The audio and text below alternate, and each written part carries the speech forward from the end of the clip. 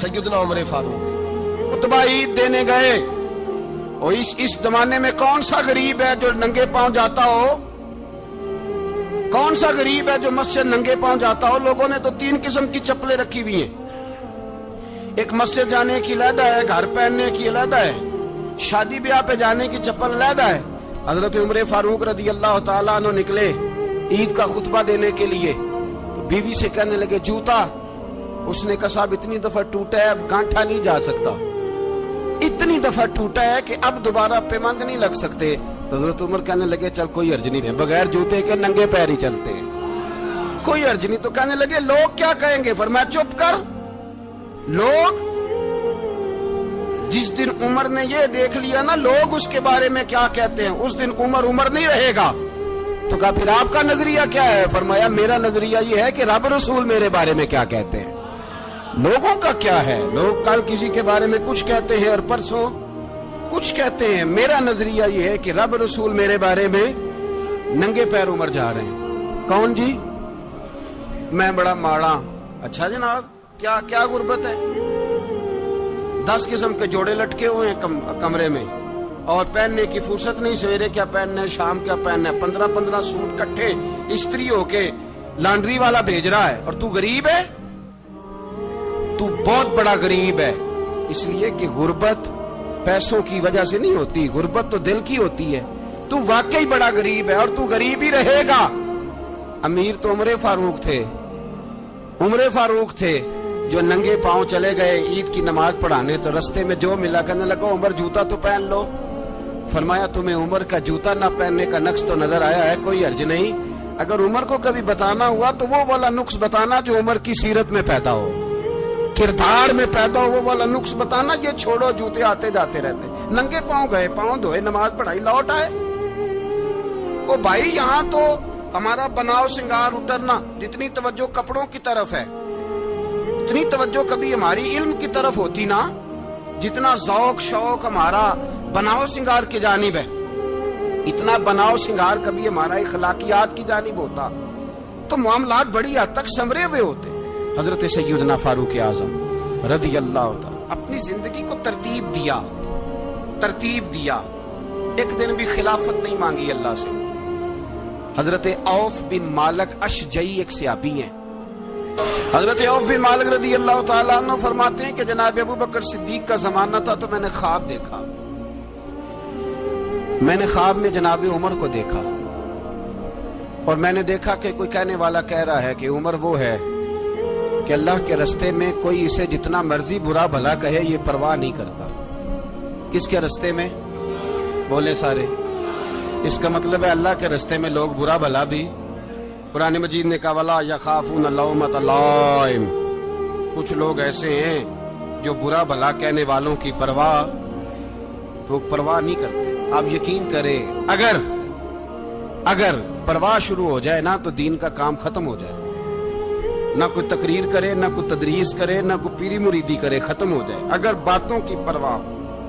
लेकिन वो परवाह, हजरत औफ बिन मालिक अशजी कहते हैं मैंने ख्वाब में देखा कि उमर वो है जो किसी की परवाह, और दूसरी बात मैंने ये देखी कि उमर खलीफा बनेगा, और तीसरी बात मैंने ख्वाब में ये देखी कि उमर शहीद भी किया जाएगा, उमर शहीद भी होगा। ये मैंने 3 बातें ख्वाब में देखी।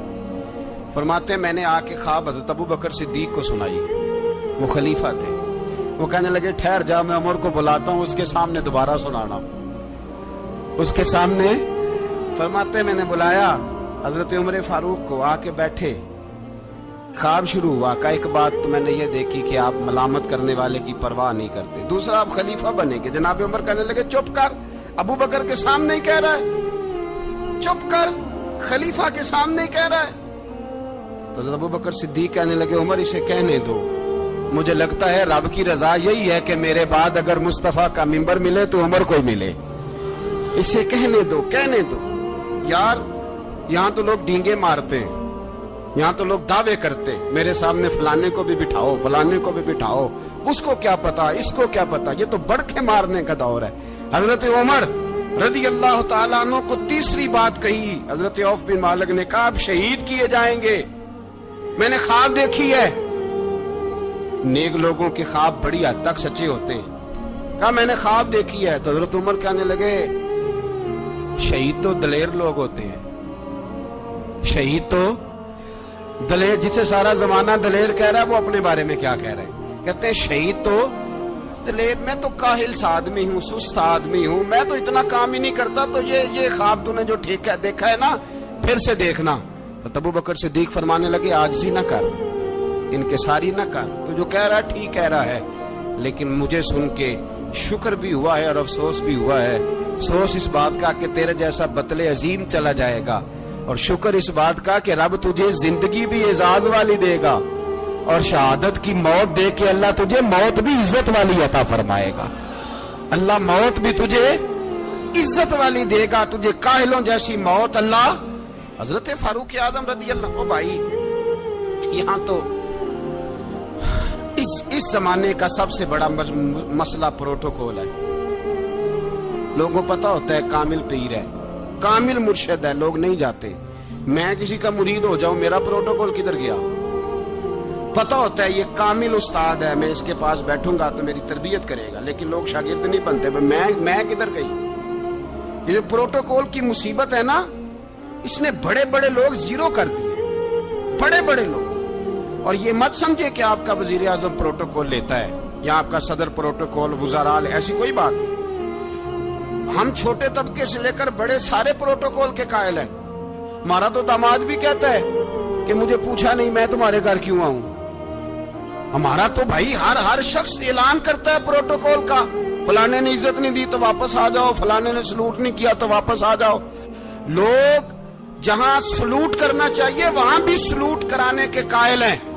پر حضرت عمر رضی اللہ تعالی, حضرت عمر کی سادگی اور پھر جناب عمر کی عاجزی, جب انسان اپنے اوپر سوار کر لیتا ہے نا, سوار کر لیتا ہے, میں بدکار پرانا خادم, کسے در ملی نی ٹوئی, تے واصف یار نے نظر جو کی تھی تے واصف ہی.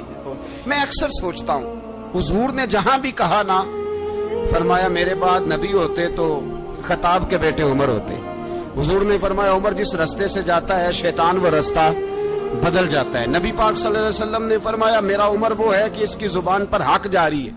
حضور علیہ الصلوۃ والسلام نے فرمایا 950 سال حضرت جبریل میرے عمر کی شان بیان کریں تو ان کی عظمت ختم نہیں ہوتی. 950 سال جبریل عظمت بیان کرے تو ختم نہیں ہوتی. یہ بات ہے حضرت عمر کی. اور فرمایا عمر ابو بکر کی نیکیوں میں سے ایک نیکی ہے, یہ شان ہے عمر فاروق رضی اللہ تعالیٰ عنہ کی. حضور نے فرمایا میرے بعد نبی ہوتے تو عمر ہوتے, جس گلی سے عمر آئے شیطان رستہ بدل جائے. میرے عمر فاروق کی شان 950 سال بیان ہو تو ختم نہ ہو. عمر کی زبان پر اللہ حق بیان کرتا ہے, جو عمر کہتا ہے وہی رب کر دیتا ہے. حضور ساری زندگی فضیلتیں بیان کرتے رہے, عمر جواب میں کیا کہتے ہیں؟ کوئی بتائے نا کہ یہ والی حدیثیں کبھی عمر نے بھی روایت کی ہوں کہ حضور نے میرے بارے میں یہ کہا ہے. یہ روایتیں وہ روایت نہیں کرتے. ان سے جب لوگ کہتے عمر تیری بڑی بات ہے تو عمر رو پڑتے, کہتے میں تو اونٹ چرانے والے باپ کا بیٹا ہوں, میں تو اونٹ چرانے والے باپ کا بیٹا, اونٹ چرا. اس سے آگے عمر گئے ہی نہیں ساری زندگی, اس سے آگے لفظ ہی نہیں ادا کی. اور میں تو بھائی اونٹ چرانے والا, میرا باپ تو اونٹ چرایا کرتا تھا, 10 اونٹ تھے, میری ڈیوٹی ہوتی تھی, سنبھالے نہیں جاتے تھے, ابا ڈنڈوں سے مارتا تھا. ساری زندگی عمر حج کرنے گئے, ایک خشک تنا کھجور کا عمر فاروق رضی اللہ تعالیٰ عنہ نے اس کو اپنے کلاوے میں لیا, رونے لگے. لوگوں نے کہا عمر کیا ہوا؟ فرمانے لگے یہاں میں اونٹ چرایا کرتا تھا, یہاں میں اونٹ چراتا تھا, 10 اونٹ سنبھالے نہیں جاتے تھے. دیکھو رسول اللہ کی شان, آج ساری امت چلانے کا طریقہ عطا فرما دیا ہے. ساری نظریے سے پیار. یار پیسہ کس کو برا لگتا ہے؟ آپ جس آدمی کی 50 کروڑ کی پراپرٹی ہے اس کو پوچھیں سب سے غریب, آپ کو وہی نظر آئے گا. وہ کہے گا میں ٹائٹ ہوں. حالات بڑے, میں کئی باری پوچھے انہوں نے, میں کہتا ترجمہ بھی 10 چھڑو کی, ہمیں تو سمجھ نہیں آتی وہ ٹائٹ حالات کون سے ہوتے ہیں جی. جس آدمی کا کروڑوں میں کاروبار ہے نا, اس کو آپ چھیڑے وہ رونے لگ جائے گا, رونے. تو کئی میں نے ایسے دیکھے کرائے کا مکان ہے, ان سے پوچھے صاحب کیا حال ہے، تو کہتے ہیں جتنی اللہ نے شان والی زندگی ہمیں عطا کی ہے کسی کو نہیں دی ہوئی۔ اس کا مطلب ہے خوشی بھی یہی ہے اور غم بھی یہی، اندر سے خوشی ہے، اندر سے ہی۔ تو نے اگر راضی رہنا ہے تو ادھر سے رہنا ہے، ناراض رہنا ہے تو بس اپنے آپ کو خوش رکھے گا تو ہو جائے گا۔ سارے صحابہ مل کے آئے، کہنے لگے عمر فاروق سے کہنا ہے نبی پاک کے زمانے میں تو ظاہراً غربت تھی، ابو بکر کے دور میں بھی غربت تھی، اب تو بڑا مال ہے، عمر سے سفارش کرو کہ عمر نیا کرتا پہنا کرے۔ ملکوں کے سفیر آتے، عمر وہی پھٹی پرانی چادر اوڑھ کے اور وہی کئی جگہ پہ پیوند لگے سوٹ پہن کے سفیروں کے سامنے بیٹھ جاتا ہے۔ عمر کو مشورہ دو، طے ہو گئی بات۔ سب نے جب مشورہ دے لیا تو سارے کہنے لگے یہ بتاؤ شیر کی مونچھ کو ہاتھ کون لگائے گا؟ کہنا کس نے ہے، بندہ بھی تو ڈھونڈو نا۔ نے کہا جناب میرا یہ خیال ہے کہ مولا علی شیر خدا کہیں گے، کیونکہ جس شخص کی عمر کو سب سے زیادہ حیا کرتے دیکھا وہ شیر خدا مولا علی ہے، رضی اللہ تعالی علی کہیں گے۔ اس لیے کہ جناب علی تو کئی دفعہ جب گفتگو کرتے تھے تو حضرت عمر چپ کر جاتے تھے اور فرماتے تھے علی نہ ہوتا تو میں ہلاک ہو جاتا۔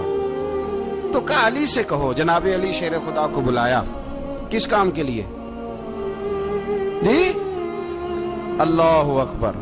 یہ ذرا آپ نے اس دور پہ اس بات کو ذرا لاکا جناب ان سے کہیں کہ زیادہ نہیں، ایک کرتا نیا پہن لے، سفیر آتے ہیں وزیر آتے ہیں تو ایک کرتا نیا پہن لے۔ حضرت علی کو بلایا، آپ فرمانے لگے کوئی اور بات ہوتی تو میں کہہ دیتا، یہ والی میں نہیں کہہ سکتا، کوئی اور ہوتی تو میں عمر کو کئی دفعہ کہہ دیتا ہوں، جلال میں بھی تو سن، یہ والی میں نہیں کہہ سکتا، میں تمہیں ایک مشورہ دیتا ہوں۔ کہ وہ کیا؟ کہنے لگے سید عائشہ صدیقہ سے کہو، وہ مومنوں کی ماں ہے، عمر ٹالے گا نہیں۔ اماں جی سے جا کے کہا اماں جی نیا کرتا عمر سے کہیں پہن لیں، وزیر آتے ہیں بڑے بڑے لوگ تو چلو کوئی عرض نہیں۔ اماں جی نے کہا اچھا کوئی بات نہیں میں بلا لیتی ہوں۔ جناب عائشہ نے پیغام بھیجا، جب خادم نے کہا نا مصطفیٰ کے گھر سے پیغام آیا ہے تو 20 لوگ بیٹھے تھے، عمر کانپتے ہوئے اٹھے، کانپتے دوڑے۔ حضرت عائشہ پردے میں تھی تو فرماتی ہیں عمر اتحیات کی حالت میں بیٹھ گئے۔ کہا اماں جی دیر تو نہیں ہو گئی مجھے آنے میں؟ کہا نہیں ٹائم پہ آ گئے ہو، کس لیے بلایا تھا؟ کہا عمر دیکھو غربت کے معاملات اور ہوتے ہیں، جب اللہ آسانی دے تو کوئی چیز استعمال کرنا حرام نہیں ہوتی، اگر حرام ہے تو بتاؤ۔ کہا نہیں اماں جی حلال ہی ہے۔ تو فرمایا پھر اتنے سفیر آتے ہیں مشیر آتے ہیں، اب تو مال غنیمت بڑا آتا ہے، ڈھیر لگ جاتے ہیں مسجد میں، تو چل ایک نیا کرتا تم بھی پہن لیا کرو، اور آپ نیا کرتا پہنو گے تو دھاگ بیٹھے گی غیروں پر۔ تو صحابہ کا مشورہ ہے کہ آپ نیا لباس پہنے۔ اماں جی کہتی ہے میں نے حکم دیا تو عمر چپ کر گئے، گردن جھک گئی۔ تھوڑی دیر کے بعد سیدنا عمر فاروق نے سر اٹھایا تو داڑھی پہ آنسو گر رہے تھے، رو پڑے، کہنے لگے پاک محبوب کی پاک بیوی جیسے حکم کرتی ہو میں حاضر ہوں، پر مجھے وہ والا لباس پہنانا جو میرے مصطفیٰ نے پسند فرمایا ہے۔ سیدنا عمر فاروق، میرے نبی پاک علیہ السلام نے فرمایا فرشتے 950 سال میرے عمر کی شان بیان کریں تو ختم نہیں ہو سکتی۔ اتنا بڑا شخص عمر فاروق، اتنا بڑا آدمی۔ ایک دن اعلان کیا عمر فاروق نے، لوگوں مسجد میں آؤ بات کرنی ہے، امیر المومنین کا پیغام ہے، سارے مسجد میں آ جائے۔ کھچا کھچ مسجد نبوی صحابہ سے بھر گئی، اور ایسا جب اعلان ہوتا تھا تو صحابہ دوڑ کے آتے تھے، شاید کو جنگ ہے، شاید کسی نے حملہ کر دیا ہے، شاید کوئی نئی بات ہے، دوڑے آئے لوگ، مسجد نبی کھچا کھچ بھر گئی۔ سیدنا فاروق اعظم رضی اللہ تعالیٰ عنہ منبر پہ بیٹھے، حضرت عبد الرحمن ابن عوف رضی اللہ تعالیٰ عنہ فرماتے ہیں کہ صحابہ تجسس کے دیکھ رہے ہیں کہ پتہ نہیں کسی طرف سے پیغام نہیں آ گیا، کوئی کافر حملہ نہیں کرنے لگا، اللہ جانے کیا ہوا ہے، بڑی پریشانی ہے۔ عمر بیٹھے، اللہ کی حمد کی، نبی پاک صلی اللہ علیہ وسلم پر درود پڑھا، اور پھر عمر فاروق بولے، فرمانے لگے میں جب مکے میں رہتا تھا نا تو کبھی گھر میں قحط آ جاتا تھا، کبھی قحط آتا تھا گھر میں، بکریوں کے دودھ خشک ہو جاتے تھے، گندم نہیں ملتی تھی، پانی نہیں ہوتا تھا، تو فرمایا میری اماں مجھے خالہ کے گھر بھیج دیتی تھی، قبیلہ بنو مخزوم، اس قبیلے میں میری خالہ کی شادی ہوئی تھی تو وہ مالدار لوگ تھے، ان کے پاس زیادہ بکریاں، زیادہ اونٹ، زیادہ گائے، زیادہ کھیت تھے. حضرت عمر فاروق فرمانے لگے میں ان کے گھر جاتا تو میرے خالو سمجھ جاتے کہ عمر کو اس لیے بھیجا گیا ہے کہ قحط آ گیا ہے. فرماتے ہیں وہ مجھے سویرے بکریاں چرانے لے جاتے، شام تک میں ان کی بکریاں چراتا. امیر المومنین عمر، ایک طرف مسئلہ یہ ہے کہ کیسر و کسرا کی دیواریں ہل رہی ہیں عمر کے نعروں سے، اور ادھر عمر منبر پہ بیٹھ کے خطبے دے رہے ہیں. فرماتے ہیں میں بکریاں چراتا، شام تک خالہ کے گھر جا کے مزدوری کرتا، اور فرماتے ہیں شام ہوتی تو ایک مٹھی کشمش مجھے دیتے وہ. آپ فرماتے ہیں میں بڑے قد والا تھا، ایک مٹھی کشمش ملتی ہے، کبھی ایک مٹھی کھجوریں. میں شام کو کھا کے سو جاتا. کئی مہینے یوں ہی گزرتے تو میری اماں کا پیغام آتا کہ علاج صحیح ہو گیا، میرے بیٹے کو بھیج دو. یہ بات کہی، حضرت عمر رونے لگے اور پھر کہنے لگے اب وہ وقت آیا ہے کہ لوگ مجھے امیر المومنین عمر کہہ کے پکارتے ہیں. بس یہ دو باتیں کی. عمر نے کہا چلو ظہر کا وقت ہو گیا، اذان پڑھو، اٹھو نماز پڑھے. اٹھو، اذان ہوئی، اقامت ہوئی، جناب عمر نے نماز پڑھائی. لوگ چلے گئے تو سیدنا عبد الرحمن ابن عوف دجرانہ تھا جناب عمر سے، بازو پکڑ کے کہنے لگے عمر سیانا بندہ یار تو یہ دو باتیں سنانے کے لیے اتنا مجمع اکٹھا کیا تھا، یہ دو باتیں کہنے کے لیے کہ میں خالہ کے گھر جا کے مزدوری کرتا تھا تو ایک مٹھی کشمش ملتی تھی، ایک مٹھی کھجورے، یہ کہنے کے لیے کہ میں بکریاں چرایا کرتا تھا. تو حضرت عمر فاروق رضی اللہ تعالیٰ عنہ پھر روئے، پھر آنکھوں میں آنسو آئے. کہنے لگے عبد الرحمن آج نا مصر شام سے کچھ لوگ آئے تھے اور وہ بتا رہے تھے کہ عمر تیرا ڈنکا وہاں بھی بڑا بجتا ہے. وہ مجھے کہہ رہے تھے تیرے نام کے وہاں بھی بڑے دبدبے ہیں، بڑے تذکرے ہیں. تو میرا نفس مجھے کہہ رہا تھا عمر دیکھا تو یہاں بیٹھا ہے اور وہاں تیرے نام کا شور ہو رہا ہے، مجھے اس نے بڑا کیا ہے. تو میں نے آج مصطفیٰ کے سارے غلام اکٹھے کر کے اپنی اوقات بتا دی ہے. میں نے اپنی اوقات بتائی ہے کہ میں کچھ نہیں، کوئی شے نہیں، کوئی چیز ہی نہیں، اسی کسے تے کچھ نہیں جے لگ دے، نہ کوئی ساڈا دردی. میں نے بتایا ہے کہ میں تو کسی کے بکریاں چرا کے ایک مٹھی کشمش لے کے گزارا کیا کرتا تھا. گزارا مجھے میرے کچھ ساتھی نا لے گئے گجرانوالہ سردیوں کے موسم میں، مجھے کہنے لگے سویٹر پسند کر لیں اپنی مرضی کا. تو میں نے کہا یار مجھے تو وہی مزہ آتا ہے جو میری اماں کروشیے سے بنایا کرتی تھی. وہ پہلے ابا پہنتے تھے، پھر وہی سویٹر بڑا بھائی پہنتا تھا، پھر ہمارے کھاتے میں آ گیا. اور پھر اس کی تعریفیں ہوتی تھی غربت چھپانے کے لیے، اس کی تعریفیں ہوتی تھی بڑی محنت سے بنا ہے جی، کیا بات ہے، بڑا گرم ہے. تو اب چھوٹے بھائی کو دے دیا جائے. ہم نے کہا وہی زمانہ دیکھا ہے، وہی رنگ دیکھا ہوا ہے اور اس پر فخر ہے. اب تو لوگ جب کچھ ہو جاتا ہے نا، 2-4 لوگ جاننے لگتے ہیں تو لوگ فٹافٹ دعویٰ کر دیتے ہیں خاندانی رئیس اعظم ہوں، بڑی بات ہے. ایسی کوئی بات نہیں. جس کو اپنا آپ یاد رہتا ہے اسے خدا بھی یاد رہتا ہے، جسے اپنا آپ یاد رہتا ہے اسے رسول اللہ بھی یاد رہتے ہیں، جسے اپنا آپ یاد رہتا ہے اس کی نظر میں دوسرے لوگ بھی کچھ ہوتے ہیں. میں عمرے کے لیے حج کے لیے جاتا رہتا ہوں، رب مجھے اپنے فضل سے بلا لیتا ہے. تو میں ایئرپورٹ سے نیچے اترا تو ایک صاحب میرے جاننے والے تھے، دوڑ کے آئے اور مجھے کہنے لگے کیا بات ہے، سنا ہے اس دفعہ آپ سعودی ایئر لائن سے آئے، سیدھا مدینہ شریف آئے، کیا بات ہے آپ کی. اور میں نے کہا صاحب چھوڑ دیں، میں بھی جب پہلی دفعہ آیا تھا تو میں بھی بڑا گور کے ایئرپورٹ دیکھتا تھا، میں نے کبھی دیکھا جو نہیں تھا، میں بڑا گور کے دیکھتا تھا. کوئی ایسی بات نہیں ہے، یہ نظام قدرت ہے، بادشاہ کے فیصلے ہیں، وہ جب چاہتا ہے جس طرح کے چاہتا ہے فیصلے فرما لیتا ہے. تو یہ اس کے فیصلوں کی بات ہے. ہم لوگ نا جس حیثیت پہ ہوتے ہیں وہیں رہ جاتے ہیں، پچھلی بات بھول جاتے ہیں. اس لیے ہم چاہتے ہیں جو بھی ہمیں ملے جھک کے ملے، جو بھی آئے. اور یہ میرا آپ کا سب کا مشترکہ معاملہ ہے. میرے نبی پاک صلی اللہ تعالی علیہ وسلم نے صحابہ سے پوچھا تمہیں بتاؤں جنت کے بادشاہ کون ہوں گے؟ جنت کے عام لوگ نہیں، جنت کے، بولیے گا ذرا، جنت کے اللہ بادشاہ. جنت میں تو جانا بڑی بات ہے، حضور جنت کا بھی بادشاہ. ابن ماجہ میں لفظ ہے. تمہیں پتہ ہے جنت کے بادشاہ کون ہوں گے؟ اور میرے مصطفیٰ کریم صلی اللہ تعالی علیہ وسلم کے غلاموں نے کہا حضور ہمیں نہیں پتا. تو حضور نے فرمایا جنت کے بادشاہ وہ لوگ ہوں گے جنہیں دنیا میں کوئی بھی نہیں جانتا تھا، جن کے کپڑے سادے ہوتے تھے، جو غریب لوگ ہوتے. جو سفارش کرتے تھے تو ان کی قبول کوئی نہیں کرتا تھا, جو کسی کے ساتھ جاتے تھے تو ان کو مانتا کوئی نہیں تھا. وہ جنت کے بادشاہ ہوں گے, بادشاہ. اور فرمایا قیامت کے دن جب لوگ انہیں دیکھیں گے تو ان پر فخر کریں گے, رشک کریں گے, کہیں گے کیا بات ہے تمہاری, یہاں تو شوق ہی بڑا ہے. غریبوں نے بھی پوسٹر بنائے ہوئے ہیں, ڈاکوؤں, لٹیروں, چوروں کی تصویروں کے ساتھ لگوائے ہوئے, اپنے آپ کو بڑا کرنے کے لیے. عاجزی اختیار کریں, عاجزی اختیار کریں, اپنے آپ کو مٹانے کی کوشش کریں. رب کریم کے بندے آگے بڑھ بڑھ کے اپنا آپ دکھاتے نہیں. بڑا شوق ہے, پہلے فوٹو کھچا لو, باقی باتیں بعد میں ہو, پہلے ویڈیو بنا لو, باقی کچھ اور بعد میں ہو. پہلے اب تو پرسوں ترسوں مجھے ایک مولانا کہنے لگے کہ آپ سے میں نے, وہ یہاں جمعہ پڑھنے آتے ہیں کبھی کبھی, میرے دوست ہیں, کہتے ہیں آپ سے میں نے سنا تھا کہ اگر کوئی اس نبی پاک کا فرمان ہے, اگر کوئی نذرانہ دے تو اس کو لے لو, اگر کوئی تحفہ دے تو اس کو, حضور نے فرمایا لے لو اگر تمہیں کو دیتا ہے, اپنی مرضی سے, مانگنا منع ہے. کچھ دے دے تو لے لو, ورنہ ایک وقت آئے گا تم مانگو گے تمہیں ملے گا نہیں. جب کو دے دے تو لے لو.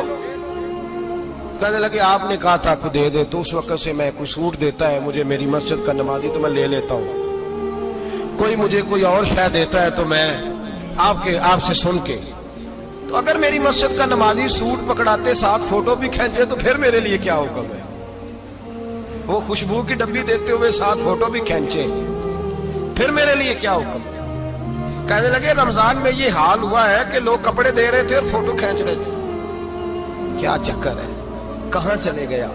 غریب آدمی کی عزت نفس کو کچل ڈالا پکڑ کے. ایک جوڑا سال کے بعد امام کو دیا, اس کی بھی تصویر کھینچ کے فیس بک پہ دے ڈالی. یہ ہماری